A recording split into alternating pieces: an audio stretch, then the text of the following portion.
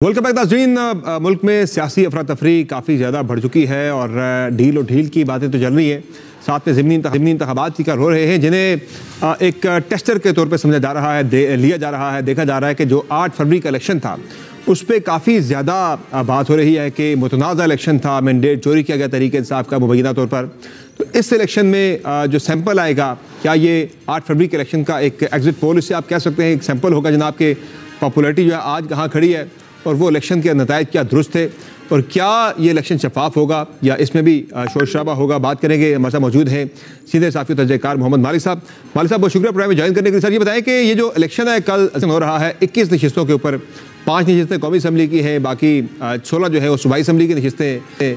तो कितना इंपॉर्टेंट है ये इलेक्शन, चूँकि ज़ाहिर है इस इलेक्शन में कोई नंबर गेम इतनी बड़े पैमाने पे कुछ चेंज नहीं होगी, कहीं भी जो है वो यानी कि हुकूमत जो है वो अफेक्ट नहीं हो सकती, उसकी नंबर गेम थोड़ा बहुत ही फ़र्क पड़ेगा, कोई हुकूमत जा नहीं सकती, ख़तरा नहीं है किसी को। तो कितना सिग्निफिकेंट होगा ये इलेक्शन यानी इस हिसाब से कि भाई 8 फरवरी के इलेक्शन का ये एक सैंपल होगा? नहीं, मेरा ख्याल है देखें, एक तो जो ज़मीनी इंतखाबात होते हैं वो तो ट्रेडिशनली हमेशा गवर्नमेंट के कंट्रोल में होते हैं, हक में ज़्यादा होते हैं। देखना तो ये है कि डिस्पाइट एवरीथिंग क्या फिर कोई सरप्राइज होगा या नहीं होगा। एक तो ये देखें कि जीती हुई सीटें आपने खाली की हैं तो वो पहले ही आपका एडवांटेज है, भले वो सीट्स आपकी थी या नहीं थी। 8 फरवरी का भी बहुत बड़ा सवालिया निशान है, लेकिन मेरा ख्याल है इसमें एक ही चीज देखने वाली है कि क्या डिस्पाइट एवरीथिंग क्या 8 फरवरी दोबारा रिपीट होता है या नहीं होता। अगर सरकार अपनी सीटें जीत जाए तो ये कोई खबर नहीं है, लेकिन अगर वही वाली चीज दोबारा होती है वो बड़ी खबर है। क्योंकि देखिए 8 फरवरी को लोगों ने अपना वोट दिया और 9 को वो फारिग हो गए।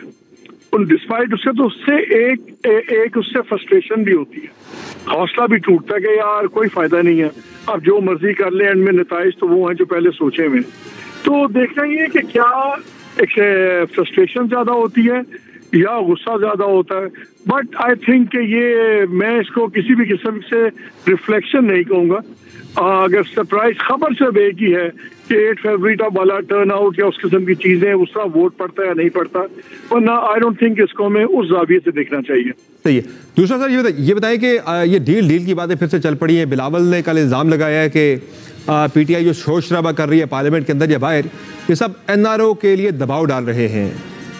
उधर से पीटीआई कहती है भाई हम तो कोई ढील हमें कबूल नहीं है, चाहे जो मर्जी हो जाए कम वक्त में। किसकी बात आपको उसमें वजन नजर आ रहा है कि कौन ठीक बात कर रहा है, ढील है या वो एनआरओ मांग रहे हैं?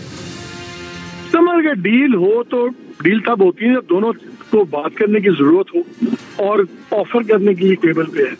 अब दो बिल्कुल मुखालिफ मुतजाद चीजें हैं। सब चाहते हैं कि इंस्टेबिलिटी हो ताकि गवर्नमेंट संभल ना पाए। गवर्नमेंट चाहती है कि हमें कम से कम 8 साल 1.25 साल मिल जाए, कैश इनफ्लोज हो ताकि थोड़ा सा ये परसेप्शन है कि जी फंडिंग आ रही है, सब कुछ आ रहा है, हालात ठीक हो रहे हैं। डील में आप ऑफर क्या करेंगे? क्या आप इमरान खान को कहेंगे कि अच्छा जी हम आपको बेल दे देते हैं, बाहर आ जाएं और आप आके 4 साल इंतजार करें? वो नहीं करेंगे। क्या आप ये ऑफर कर सकते हैं कि आप बाहर चले जाएं, ना इनको सूट करती है ना खान सब लेंगे? सो इसमें डील में आप मुझे बता दीजिए कि ऑफर करने के लिए गवर्नमेंट के पास है क्या। आई डोंट थिंक, ये मुझे बातें ज्यादा नजर आती हैं और पिच देखें कहाँ पहुंच गई है। हमारे साहब वो मेडिकल रिपोर्ट्स जो अब तक उनके बारे में डिटेल्स आ रही हैं, आज एंडोस्कोपी हो गई आज बुशरा बीबी की, बाकी उनकी मेडिकल रिपोर्टें भी हो गई हैं इस्लामाबाद के निजी अस्पताल से, जो खान साहब की मर्जी का था और जो अपनी उनकी मर्जी के शौकत खानम के डॉक्टर आसिम की निगरानी में सारी रिपोर्टें हुई और इतलात आ रही हैं कि उनकी रिपोर्टें क्लियर हैं, सिर्फ उन्हें गैस्ट्रो का मसला जो है वो डायग्नोज हुआ, बाकी कोई ऐसा इशू नहीं है। It doesn't matter. वो जो मैं बताऊँ ना, इतना बड़ा इल्जाम लगाया, इतना बड़ा बयानिया बनाया उन्होंने कि भाई वो मारना चाहते हैं, ले कहाँ तक आर्मी चीफ और डीजीआईसी तक ले गए, वो निकला उसमें से कुछ भी नहीं है। बात बड़े इल्जाम की नहीं है, बात है कि किस पे इल्जाम लगाया है। अगर आपकी कोई बिहाइंड द सीन्स बातचीत हो रही होती तो इल्जाम ना लगते। अगर कोई बातचीत हो रही होती तो वहाँ शीशे की दीवारें खड़ी ना होती और सख्तियां ना होती। भाई उन पे प्रेशर किस, वो ऑफर क्या कर सकते हैं? क्या कहेंगे कि जी हम गवर्नमेंट गिरा देंगे? क्या कहेंगे कि हम नई इलेक्शन करवा देंगे? They have nothing to offer. अभी तो बात ये है, अगर कभी बातचीत हुई, और ये मैं आपको अपना प्योरली अपना एनालिसिस दे रहा हूँ, जब तक खान साहब जेल में है तब तक कोई बातचीत नहीं होगी। ये अगर बातचीत छिड़ी भी तो उससे छिड़ेगी जब ये जेल में और ना रख पाए, केसेस हैं, अपीलें चल रही हैं, सब कुछ है, जब ये एहसास होगा कि नहीं अब हम अंदर नहीं रख सकते और and we can't stop him, तब तो शायद बातचीत शुरू हो। अभी बातचीत की जो भले आपकी पॉपुलैरिटी हो, जो मर्जी हो, जहां पे दोनों साइड्स रेड लाइंस क्रॉस कर गई हुई है, तो ये हालत मजबूरी टॉक्स होंगी ना। अभी तो एक बंदा रिसीविंग एंड पे है, वो इमरान खान है। जो डील दे सकते हैं उन पे भी वो प्रेशर नहीं आया। देखिए, लोग कहते हैं जी बहुत पॉपुलैरिटी है, बिल्कुल मैं मानता हूँ बहुत पॉपुलैरिटी है, उन्होंने तो पावर पॉलिटिक्स करनी है। पावर पॉलिटिक्स में अभी वो प्रेशर नहीं है जो मजबूर करे खान साहब की शराइत पे बात करने की। इनसे एक टेक्निकल गलती हो गई हुई है, जो इन्होंने सारी सजाएं खान साहब को एक ही झटके में सुना दी। अगर ये सजाएं इन्होंने 3-3 माह के वक्फे से सुनाई होती तो हर एक का अपील प्रोसेस मुख्तलिफ होता। एक से खान साहब निकलते, दूसरे में जाते, दूसरे मुकदमे तीसरे में जाते, तो 6-8 महीने साल गुजर जाते।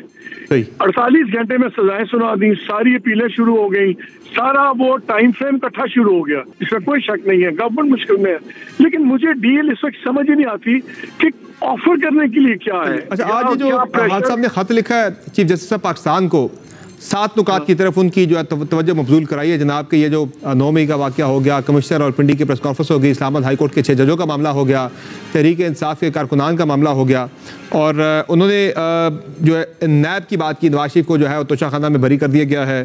तो वो ये कह रहे हैं, उन्होंने एंड पे एक भावल नगर के वाक़े की बात की। हाँ साहब ने एंड पे उन्हें ताना मारा है कि जनाब ये दुनिया जो है बुरी जगह है, लेकिन बुरी जो है वो यानी कि ज़्यादा ख़तरा जो है, दुनिया ख़तरनाक जगह है, लेकिन इसमें ज़्यादा ख़तरा बुरे लोगों से नहीं है, ख़तरा उन लोगों से है जो बुराई के बावजूद यानी उस पर खामोश रहते हैं, बुराई के ऊपर। तो ताना भी साथ मार गए। तो आपको लग रहा है कि इस खत पे कोई ये होगा या नॉन स्टार्टर है ये? देखिए, एक पैरेलल चीज आप भी सुन रहे हैं, हम भी सुन रहे हैं, जो एक बिहाइंड द सीन एक और भी चल रहा है, जो एक जुडिशल रिफॉर्म्स की बातें पे चल रही हैं, जो फिक्स टेन्योर की बातें चल रही हैं कि जी हाई कोर्ट के चीफ जस्टिस, सुप्रीम कोर्ट की चीफ जस्टिस का फिक्स टेन्योर होना चाहिए 3 साल का। मेरा ख्याल है जब तक वहां पे क्लैरिटी नहीं आएगी तो शायद खान साहब को वो सिंपैथेटिक ईयर ना मिले जिसकी वो तवक्को कर रहे हैं। तो अभी प्रेशर बढ़ाएंगे, लेकिन मुझे अभी नजर कुछ नहीं आ रहा। बहुत शुक्रिया मालिक साहब, आपने प्रोग्राम में अपना कीमती वक्त दिया। प्रोग्राम में आगे बढ़ते बात करते हैं कच्चे में डाकों को